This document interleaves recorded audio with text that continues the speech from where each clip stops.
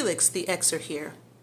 So I've been away for a while because I had a family emergency, but before I left, I did vote, and so now I know the candidates who are running and opting for my vote. And I'm going to begin that conversation with them about the issue of the 2024 presidential election.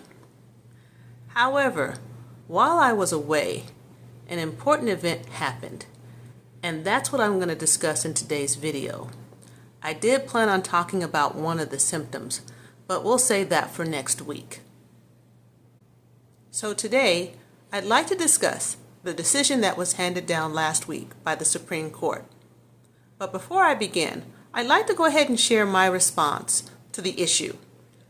Does our democracy serve capitalism, or is capitalism here to serve our democracy? My response: I believe that capitalism is here to serve democracy.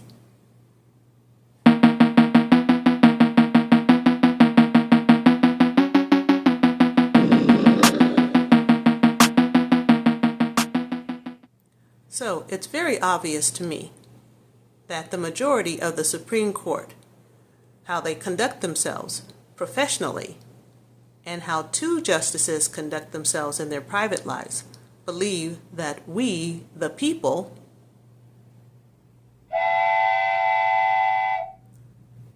are here to serve the power-hungry and materialistic whims of a small group of individuals.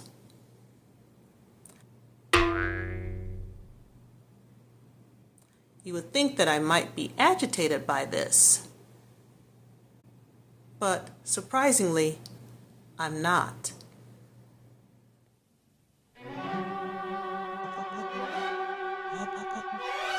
See, I accept the challenge of SCOTUS. What is the challenge, you might ask? Well, we have three branches of government that work together to provide the framework of how we engage and interact with one another. Unfortunately, two of those branches are, let's say, malfunctioning. This leaves only one branch, for the time being, that is keeping us from falling into the abyss of enslavement. Back to SCOTUS. So what the Supreme Court is saying is, do not expect them to save we, the people.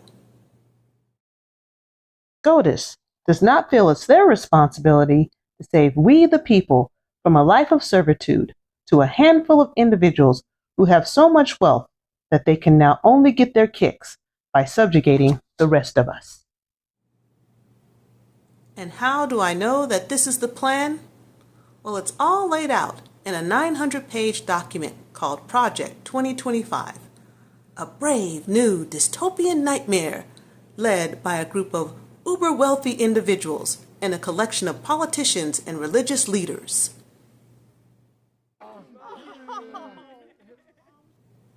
These individuals believe that they know what's best for the rest of us and are choosing to implement Project 2025. If their people are elected, they are choosing to subjugate the rest of us.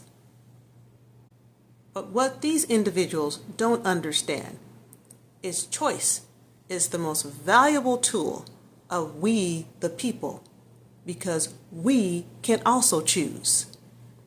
And that is what we must do. We must reject this brave new dystopian nightmare.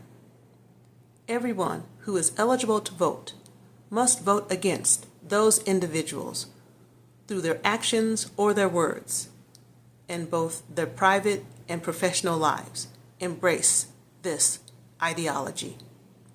Whether it be the politician who unethically profits from their position while they're in office, or a judge who accepts bribes from millionaires and billionaires.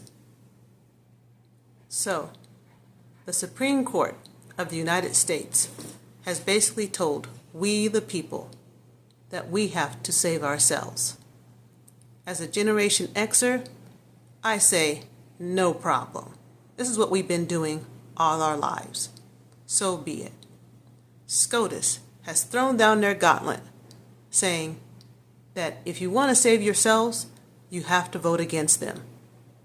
EXA responds, challenge accepted.